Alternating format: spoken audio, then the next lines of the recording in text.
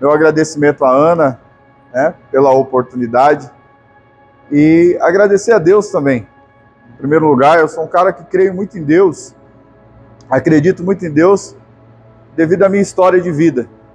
Eu acho que estar vivo já é um presente, uma dádiva de Deus. É uma virtude de Deus. Em tudo que eu vivi, tudo que eu passei, eu só tenho mais é que agradecer a Deus, as oportunidades que eu tenho no meu trabalho, as oportunidades que a minha família me gerou, a minha família trabalhou para que eu pudesse chegar onde eu cheguei. Então, esse é o meu sincero agradecimento à empresa, aos colaboradores, a vocês que estão aqui, que vão parar por alguns minutos para me ouvir. E que esse momento, como foi falado aqui pelo Henrique, possa, em algum ponto dessa palestra ou dessa oportunidade, possa ser marcante para a tua vida, que você possa tirar proveito de alguma coisa que eu aqui falar e que você possa tomar como lição de vida. Que a minha vida nem sempre foi uma vida motivada, né? Eu nem sempre fui motivado como hoje. Nem sempre tive uma vida motivada. Houve uma fase da minha vida que eu não tinha motivação nenhuma. Eu não tinha expectativa de futuro nenhuma. Eu olhava para o futuro e eu tinha medo do futuro. E eu não conseguia viver o presente. Porque as limitações que a atrofia muscular me causou eram um obstáculo que me impedia de olhar para o amanhã e acreditar que o amanhã seria melhor. Eu, com 2 anos, quando eu tive atrofia muscular, eu não tenho lembrança, mas os meus pais me dizem que a partir dos 2 anos de idade eu perdi toda a movimentação dos braços, da perna, do pé direito, então eu não tenho dedo nos pés direitos. Andar era uma dificuldade muito grande, pelo menos na fase em que eu tenho lembrança, e onde os meus pais também me contam, eu tinha que ser carregado. Tinha muita dor.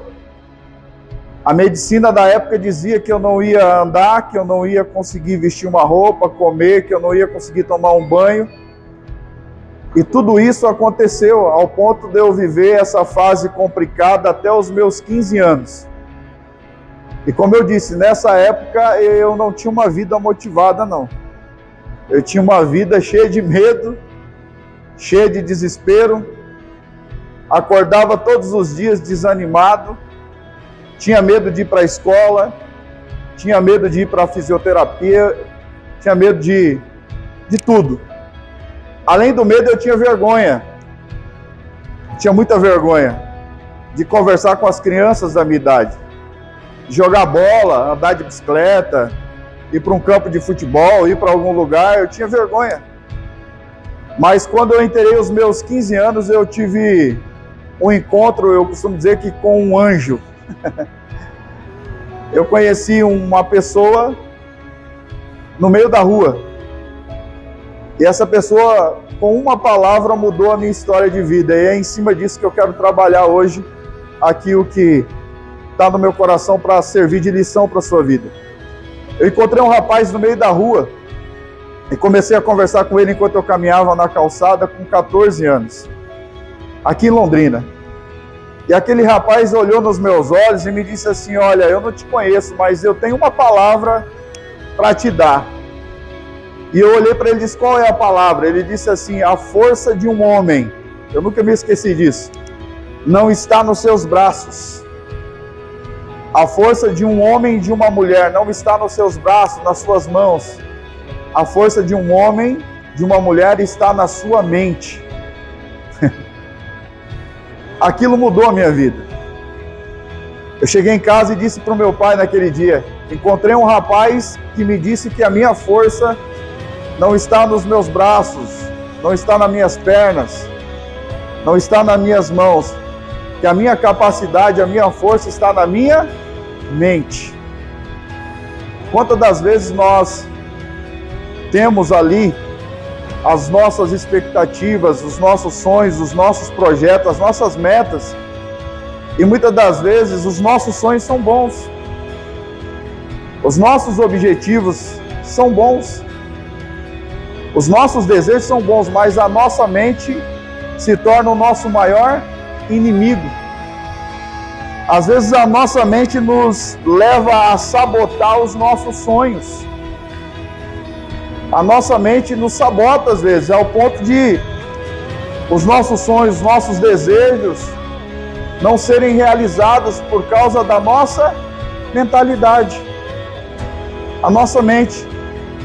Porque muitas das vezes a nossa mente, ela só está conectada às coisas futuras.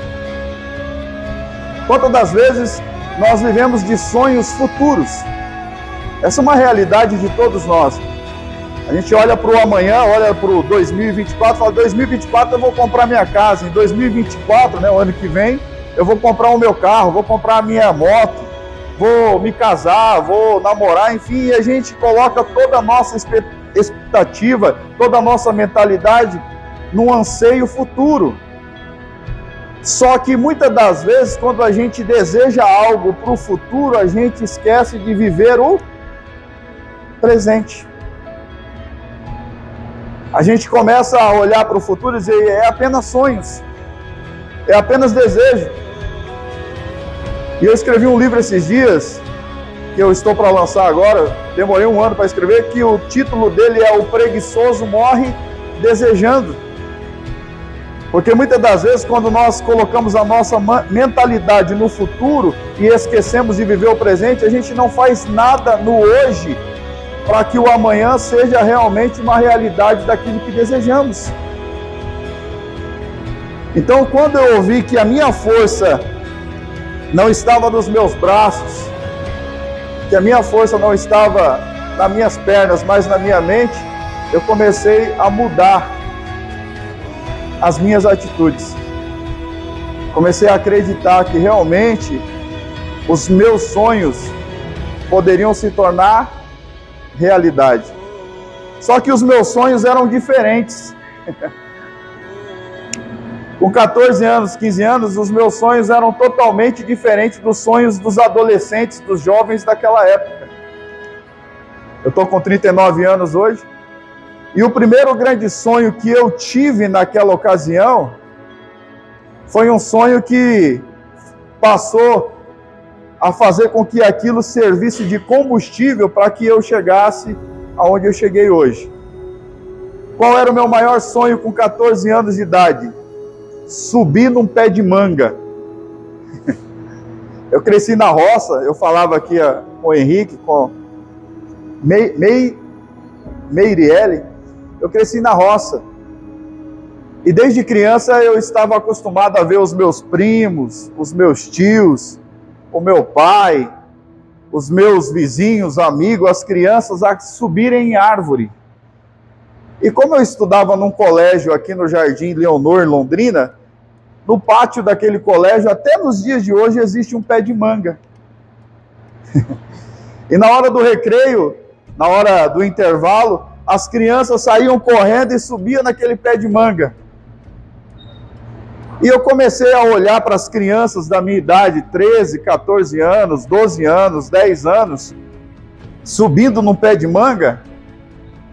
Eu dizia comigo mesmo, o dia que eu subir numa árvore, não haverá mais nenhum obstáculo, nenhuma limitação para a minha deficiência. Naquela época minha mãe me dava banho, comida na minha boca, minhas irmãs que me vestiam, me trocavam. E aí quando dava o recreio, eu ia para debaixo daquele pé de manga e via as crianças lá em cima, os meninos, e muitas das vezes eu pedia uma manga para aqueles meninos que ali estudavam na minha sala, e alguns pegavam a manga, mordia e jogavam a manga mordida no chão.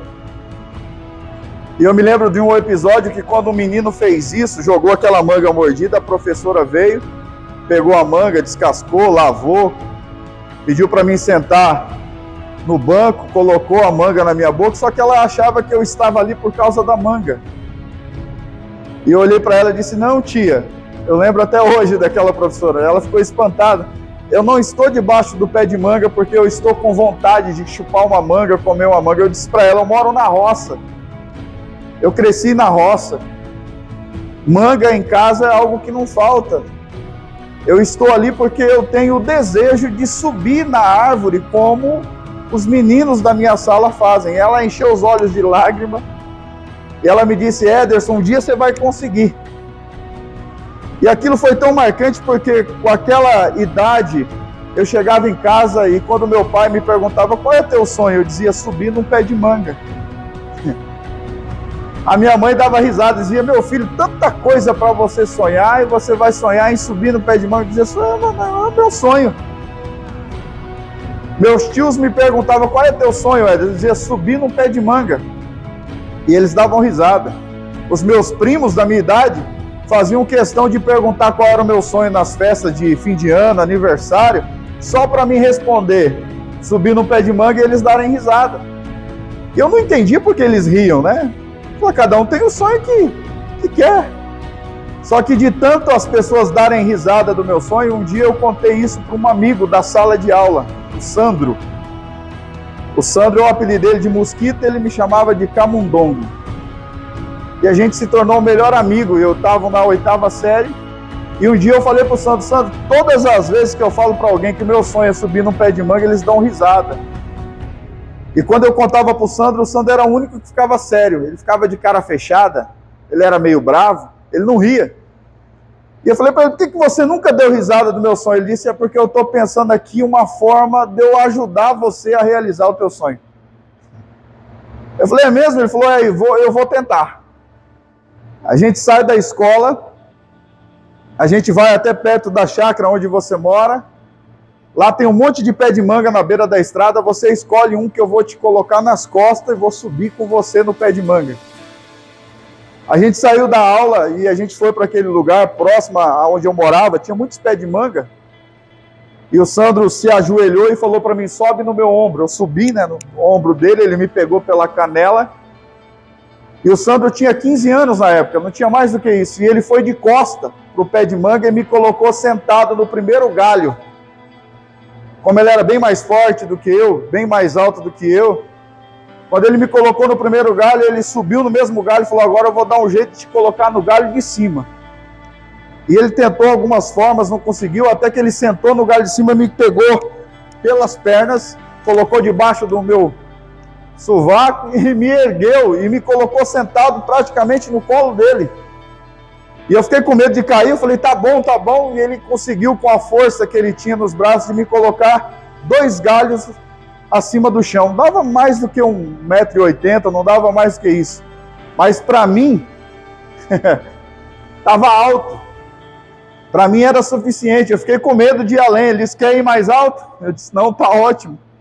Ele falou: se esse era o teu sonho, agora ele está realizado. E eu fiquei sentado naquele segundo galho, 2 metros de altura do chão. O Sandro sentou do meu lado, pegou uma manga verde, me deu na boca. Fiquei uns 10, 15 minutos em cima daquele pé de manga. O Sandro desceu, pulou, olhou para cima e disse: pula que eu te seguro. E eu fiquei com medo. E eu não pulei. E ele falou para mim: pula que eu te seguro. Eu disse: não vou pular. E eu comecei a chorar, fiquei com medo. Ele disse: mas se você cair, você só vai machucar o pé. Eu disse: as mãos já não funcionam direito. Se eu quebrar a perna, como é que eu vou andar? Eu já não andava, agora que eu estou andando bem. E o Sandro disse: o que eu faço? Eu disse: vai lá em casa e chama meu pai. Ele disse: o seu pai vai me bater. Como é que eu vou falar para ele que eu te coloquei no pé de manga? Eu disse: vai lá. E o Sandro foi. 10, 15, 20 minutos, nada do meu pai apareceu. Eu falei: pronto. O Sandro me abandonou em cima do pé de manga. Ficou com medo do meu pai, com medo da minha mãe, dos meus tios. A gente morava tudo em chácara, um do lado do outro. Me abandonou. 25 minutos, talvez, meia hora, não sei a noção exata do tempo.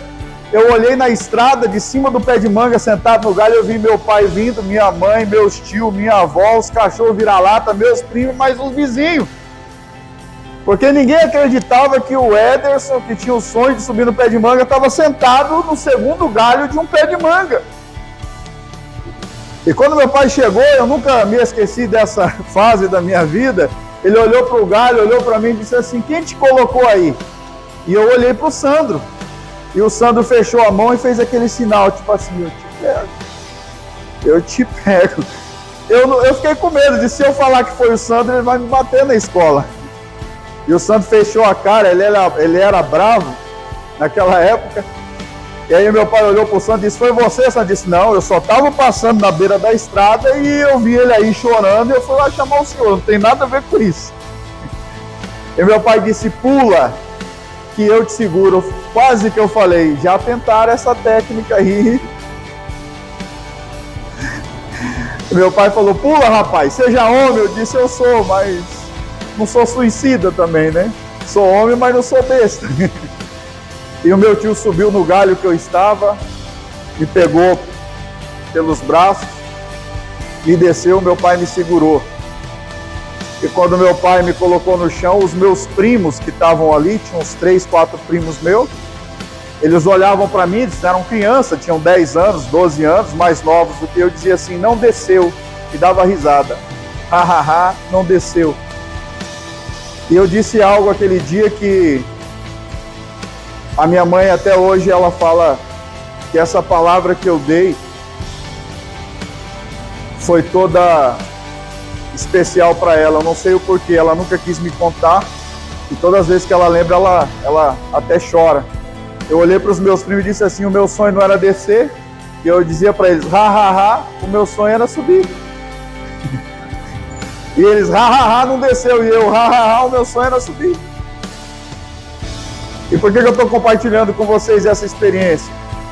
Porque eu tirei algumas lições dela que eu quero passar rapidamente para vocês. A primeira, eu aprendi, depois que eu passei aquela fase, com o Sandro, eu aprendi que ninguém realiza sonhos sozinho.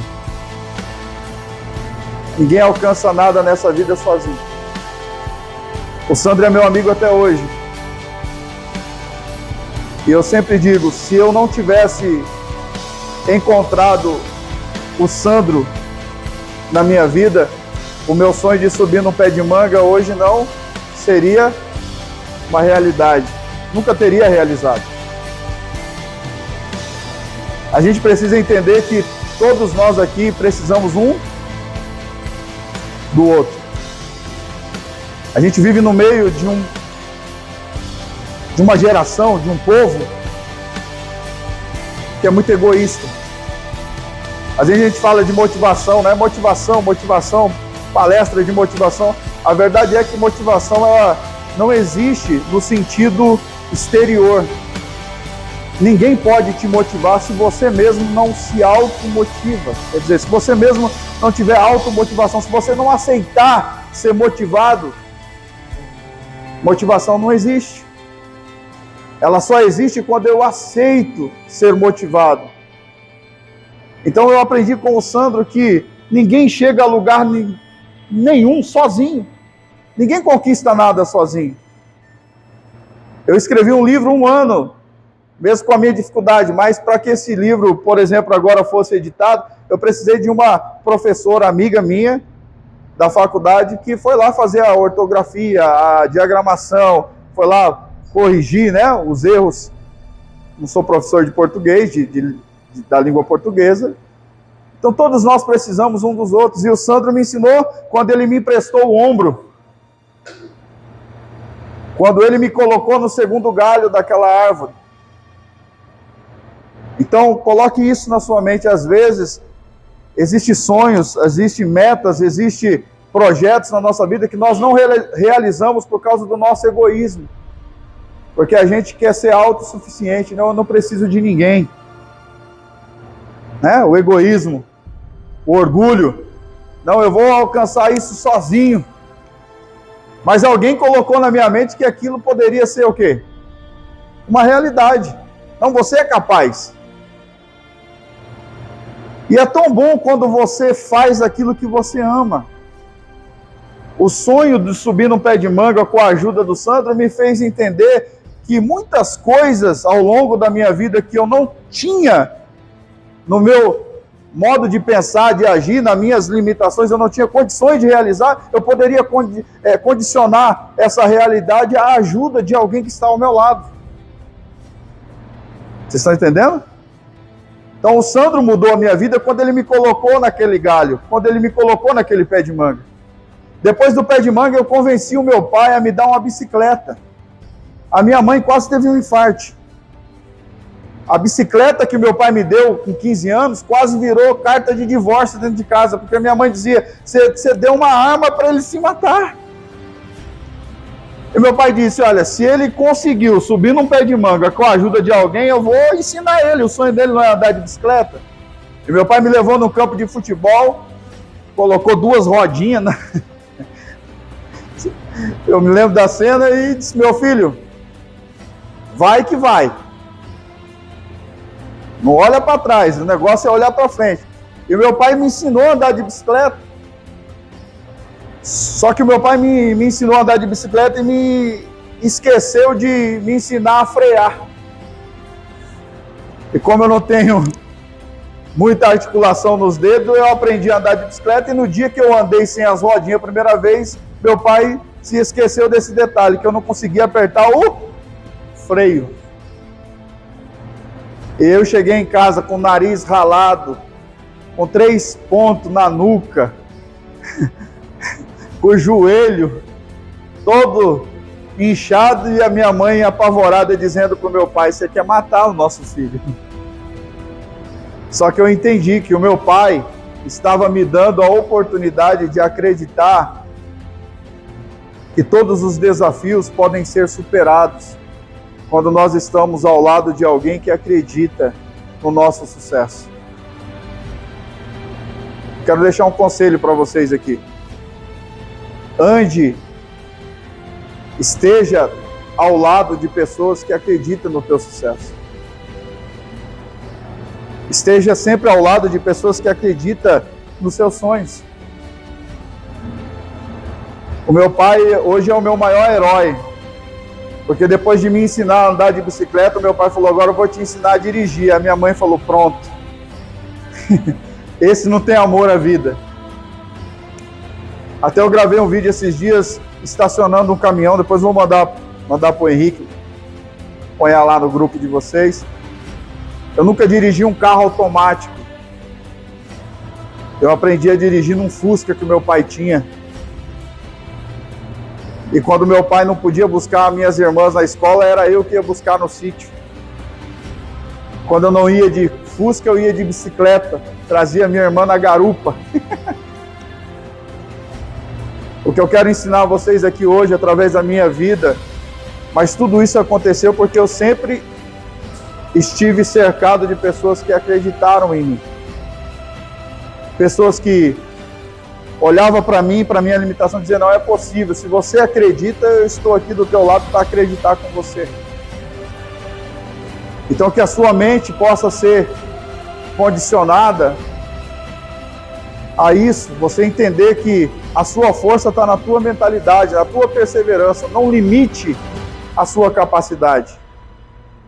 Não se alimente de coisas ruins, de palavras ruins, porque ao longo da minha vida muitas pessoas disseram que eu não era capaz. Eu me lembro que quando eu fui para a igreja, muito novo, com 16 anos, eu fui fazer parte de uma comunidade, eu cheguei lá, tinha um rapaz sentado na bateria, eu falei para o meu pai, um dia eu vou ser baterista. Meu pai falou, de você eu não duvido nada. Você falou, eu estou acreditando. Eu comprei uma bateria e fui procurar aqui em Londrina uma escola de música e eu cheguei num rapaz que era professor, disse, eu vim aqui para fazer aula de bateria. Ele olhou para mim e falou, hã? Bateria? Não é piano, não?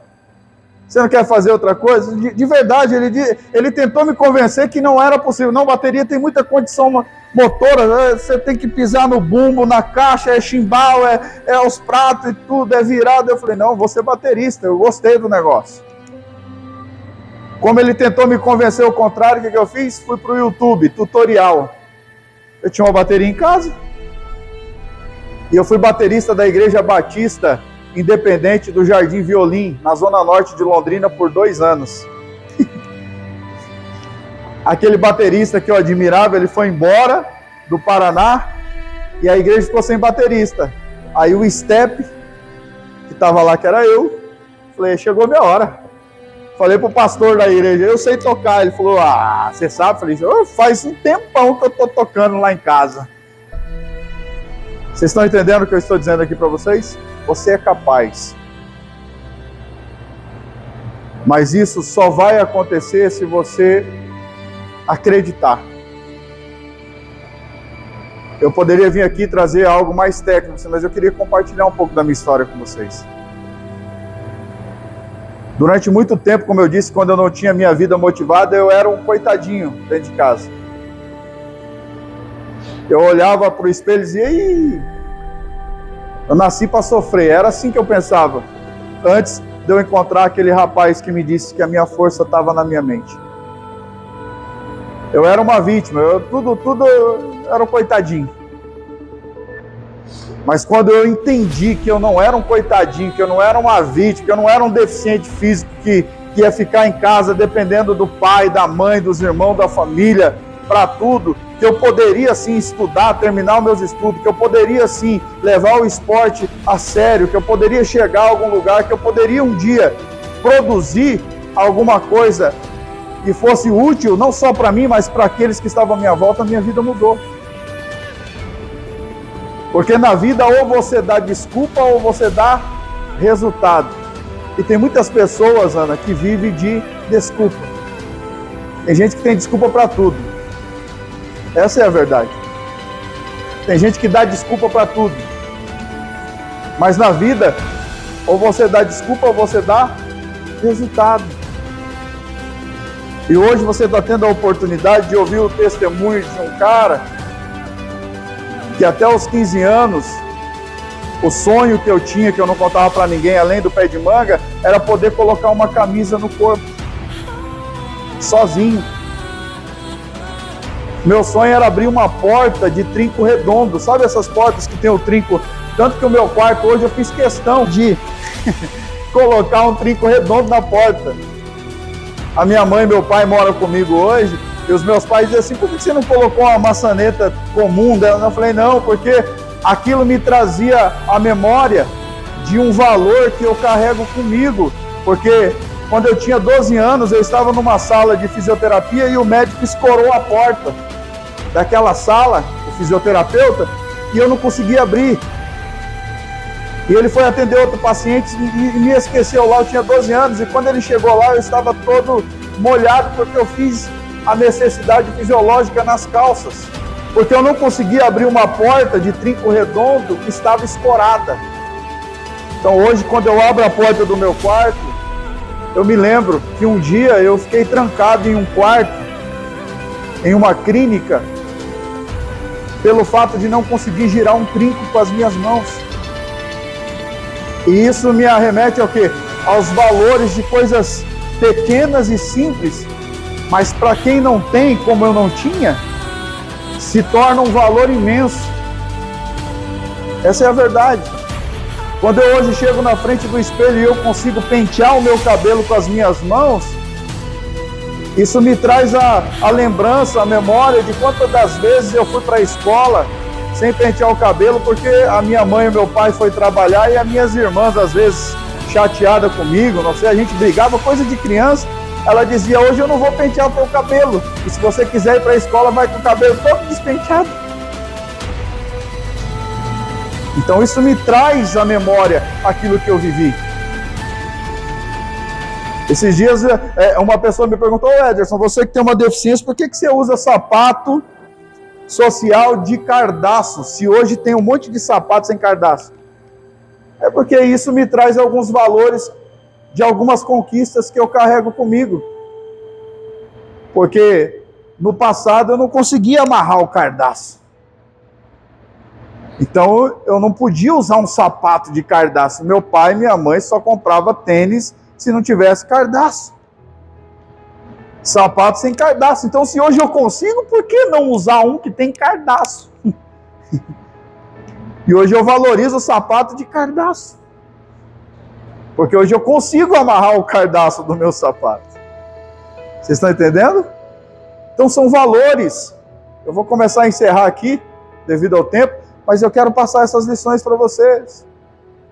As coisas mais simples e menor que pareçam, ou as menores coisas que pareçam, elas têm um significado imenso quando você não tem. Eu tenho amigos que são deficientes visuais, eu tenho amigos cadeirantes, que também carregam valores como eu. A cada conquista, por mais simples que seja, nós passamos a dar o quê? Um valor imenso. Hoje, quando eu consigo sentar numa mesa e pegar uma colher com a minha mão e levar à minha boca, eu tenho que agradecer a Deus por isso. Porque até os 15 anos era a minha mãe que colocava uma colher, ou a minha irmã mais nova, ou a do meio, que colocava essa colher de comida na minha boca. Hoje, quando eu entro num banheiro para tomar um banho, eu agradeço a Deus. Porque com 15 anos eu morria de vergonha, porque os meus pais trabalhavam e a minha irmã tinha que me dar banho, e às vezes eu ficava apavorado, às vezes eu não queria tomar banho, virava até o cascão, porque eu tinha vergonha de ficar nu na frente da minha irmã, 5 anos mais nova do que eu. Tá entendendo? E hoje não. Hoje eu posso fazer isso. Porque eu consegui hoje, através de cirurgias, através de Deus, da medicina, eu consegui hoje ter os movimentos que eu tenho. Hoje eu levo uma vida normal. Então eu quero que você valorize o seu trabalho através disso. Coloque isso para a sua vida. Fala, poxa, eu nunca pensei que eu ia encontrar alguém que valoriza abrir uma porta porque o trinco é redondo. Alguém que coloque uma colher quando você for jantar, almoçar, fazer um lanche. Lembre-se dessas palavras. E você vai ver que a sua vida vai melhorar quando você passar a dar valor em tudo que você tem. Porque a gente vive aquela corrida, para encerrar, em busca daquilo que nós ainda não conquistamos, né? A gente almeja tanto, o carro, a casa, enfim, tantas coisas, e a gente não dá valor àquilo que nós temos. Aquilo que eu falei, se a nossa mentalidade estiver presa só no futuro, você nunca vai valorizar o hoje. Tem gente que fala, poxa, quando eu tiver um carro zero eu vou ser feliz. Depois que ele tem o carro, ele quer a caminhoneta. Depois ele quer, né? Enfim, ele nunca está satisfeito, não há contentamento naquilo que ele tem. Talvez tenha alguém que chegou hoje aqui e falou, poxa, eu estou cansado desse emprego, mas tem tanta gente desempregada aí, que daria tudo para ter o emprego que você tem. Isso que eu estou falando aqui é uma realidade. Tem gente que reclama de tudo, mas pare, dá uma olhada para aquilo que você tem. Será que você tem tido contentamento naquilo que você tem? Você tem saúde, você tem as mãos boas, você tem uma família. Hoje a razão do meu viver, eu falo, Ana, para os meus pais, além dos meus pais, é claro, é os meus filhos. Eu tenho um filho meu com 15 anos que é campeão brasileiro de boxe. É o campeão mais jovem do Brasil, Pedro Sadraque. Agora ele vai lutar o campeonato sul-americano. E o meu filho é um orgulho para mim, porque ele fala, pai, eu comecei a lutar porque eu espelho no senhor. Eu falei, mas eu nunca fui lutador. Ele falou, como não? Esses dias ele me fez chorar, falou, como não? Eu falei, eu nunca lutei boxe. Eu lutava capoeira, porque eu morava no sítio, né? Você tá entendendo? Então eu lutava capoeira todo dia. Ele dizia, pai, o senhor é um lutador. Eu falei, não sou, filho. Ele disse, você é. Aí eu entendi o que ele estava dizendo. Ele falou, pai, o senhor luta, pai, todo dia. A minha filha olhou para mim esses dias e disse, papai, eu te amo. Eu falei, é mesmo, filho? Por que você me ama? Ele disse, porque o senhor, pai, o senhor é um guerreiro. E isso não tem preço. Eu falei, por que, filho, que você acha que eu sou um guerreiro? Ele falou, pai, porque mesmo o senhor tendo as mãozinhas do jeito que o senhor tem, o senhor me pega no colo. O senhor me carrega no ombro. Então valorize. Valorize o seu trabalho, valorize a sua família. Valorize a sua saúde. Vamos ficar de pé? Quero começar a encerrar aqui.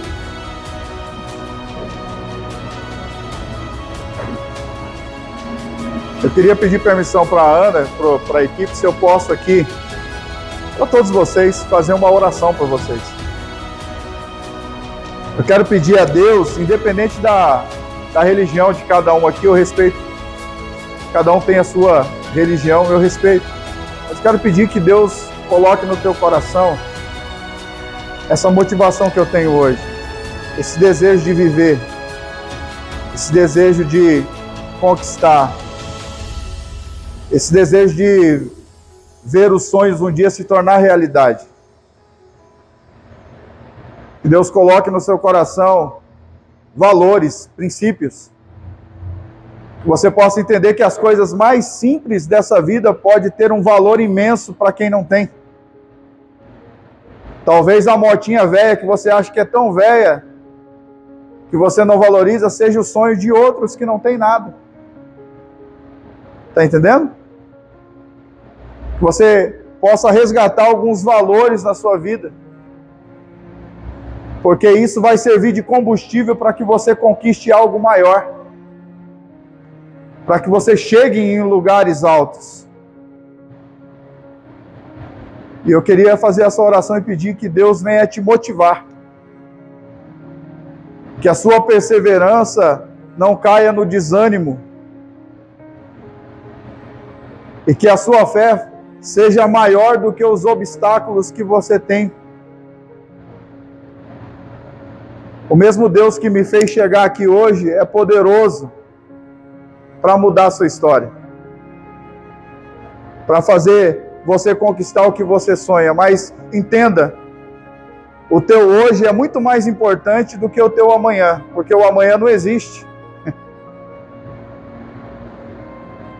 Então valorize o seu hoje. Valorize as pessoas que estão à sua volta, seus amigos, sua família. Como eu disse aqui do pé de manga do Sandro, ninguém chega a lugar nenhum sozinho. Tem muita gente que pisa no outro para subir, né? Para alcançar alguma coisa, ou tem que humilhar o outro. Faça isso não. Você não precisa disso.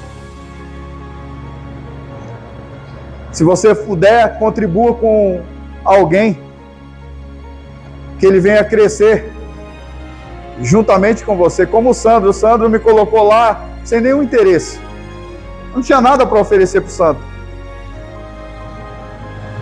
Mas o Sandro, a alegria dele, esse tempo atrás eu encontrei ele há uns 6, 7 meses atrás, eu encontrei o Sandro Mosquito, ele diz assim: a minha alegria até hoje é em saber que aquilo foi marcante para você e que eu pude contribuir com o maior sonho da sua vida. Hoje eu estou aqui, realizando um sonho, estou na Coca-Cola. Compartilhando um pouco da minha história com vocês. Talvez para alguém vai dizer isso não é nada, mas para mim é algo imenso, porque eu vim da roça, eu vim do mato. Um menino que cresceu, o meu pai não sabe ler e escrever, minha mãe trabalhou a vida inteira para nos ensinar os meus irmãos, para nos dar uma oportunidade de vida melhor. E para mim estar aqui hoje, quantas vezes eu passei aqui na frente e eu dizia para mim mesmo, um dia eu vou estar aí. Então eu sou grato por todos os dias da minha vida. Feche teus olhos, eu quero orar por você. Deus, eu te agradeço por todos os colaboradores que estão aqui, toda essa equipe. Abençoa cada um que está aqui. Eu sei que cada homem que está aqui, cada mulher que está aqui tem um sonho, tem um desejo, tem um projeto de vida. Senhor, que essas lições que eu trouxe aqui, dos valores simples, das coisas pequenas e humildes dessa vida, possam se tornar grandes e valiosas para cada um aqui, Senhor. Que eles possam entender que eles também são capazes, porque a nossa incapacidade, ela está no nosso jeito de pensar, no nosso modo de pensar. Só é incapaz quem não acredita em si mesmo. Só é incapaz quem não tem coragem de lutar. A incapacidade nada mais é do que a preguiça e o medo de conquistar. Então que nós possamos romper com o medo, com os obstáculos, com as dificuldades da vida e entender que nós temos capacidade de superar e de vencer qualquer fase complicada da nossa vida. Abençoa, Senhor, cada um que está aqui. Dê a eles um bom trabalho e que a família de cada um aqui possa ter orgulho dessa moça, desse rapaz, desse homem, dessa mulher. Que ele possa ser o orgulho da sua família pela garra, pela perseverança, por aquilo que ele se doa todos os dias para levar o sustento para sua família, e que os sonhos deles possam se tornar realidade como os meus estão se tornando a cada dia. É o que eu te peço em nome de Jesus. Amém. Deus abençoe a todos, uma ótima tarde para vocês. Obrigado, mano.